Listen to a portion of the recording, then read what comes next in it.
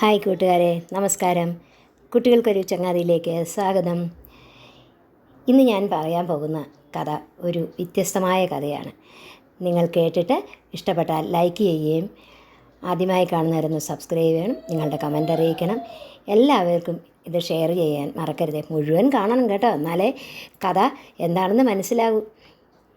എൻ്റെ അടുക്കളയിൽ എപ്പോഴും എന്നോടൊപ്പമുള്ള ഒരു കൂട്ടുകാരിയുണ്ട്. എന്തിനും ഏതിനും എനിക്ക് അവൾ വേണം. അവളില്ലാത്തപ്പോൾ ഞാൻ ആലോചിക്കാറുണ്ട്, എന്നാലും അവളില്ലല്ലോ എന്ന്. നിങ്ങൾ വിചാരിക്കും ഇതാരാണ് എന്ന്. ഞാൻ പറയാം. എനിക്ക് മാത്രമല്ല, നിങ്ങൾക്കും അവർ വേണ്ടി വരും.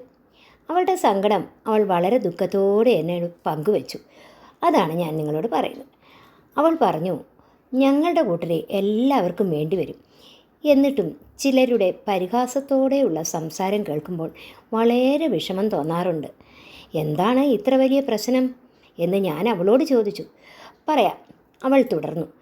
പണ്ട് ആരോ പറഞ്ഞത് ശരിയാണോ തെറ്റാണോ എന്ന് ചിന്തിക്കാതെ പിന്നീടുള്ളവരും ഞങ്ങളെ മോശമായ രീതിയിൽ പറയുന്നു.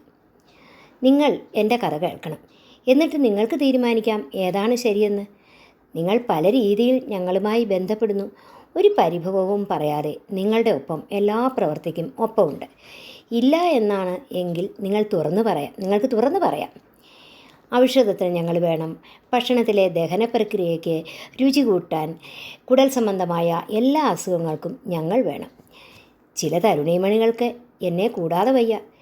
ചുക്കില്ലാത്ത കഷായമുണ്ടോ എന്ന് പറയുന്ന പോലെ എല്ലാവർക്കും ഞാൻ വേണം.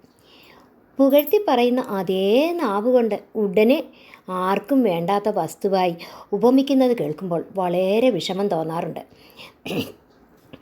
എല്ലാ പ്രവർത്തികളും സഹിച്ച് നിങ്ങളുടെ കൂടെ നിന്നിട്ടും പരിഹാസം, അത് എന്താണെന്ന് പറയാം. എല്ലാവരെയും ദൈവം സൃഷ്ടിക്കുന്നു. ഓരോരുത്തർക്കും ഓരോ കർത്തവ്യം നൽകുന്നു. അത് നിർവഹിച്ചു പോരുന്നു. നിങ്ങൾ പലരും പറഞ്ഞു കാണും എന്നെ ഈ വാക്കുകൾ ഇല്ലേ, കാര്യം കഴിഞ്ഞാൽ കറിവേപ്പില പോലെ എടുത്തു കളയുമെന്ന്. അത്രയ്ക്ക് മോശക്കാരാണോ ഞങ്ങൾ? നിങ്ങൾ പറയൂ. ഞാൻ ആരാണെന്ന് മനസ്സിലായി കാണുമല്ലോ അല്ലേ? ആരെയും കുറ്റപ്പെടുത്തിയതല്ല കേട്ടോ. നിങ്ങൾക്ക് വേണമെങ്കിൽ ഞങ്ങൾ കൂടെ തന്നെ ഉണ്ടാകും. ഇതാണ് എൻ്റെ ദുഃഖം.